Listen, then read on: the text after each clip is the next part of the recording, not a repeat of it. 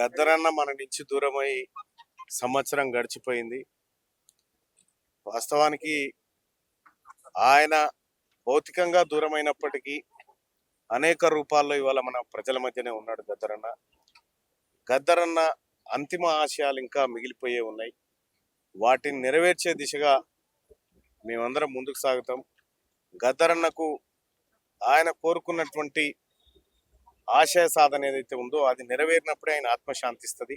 ఆ దిశగా మేము పోతాం.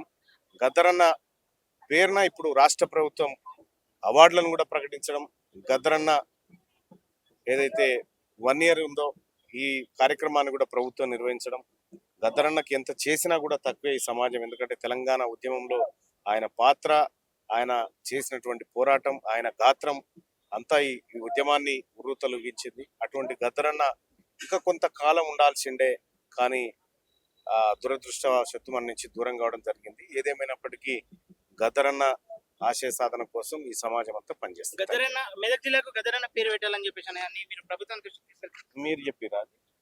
ప్రభుత్వం చెప్పిందా మీరు చెప్తురా? తీసుకెళ్ళిరా అంటున్నా. కాదు, నాకు నువ్వు చెప్పలే కదా. జనాలు అడుగుతురుగా, ఎవరాలు అందరు జనాలు అడుగుతారు.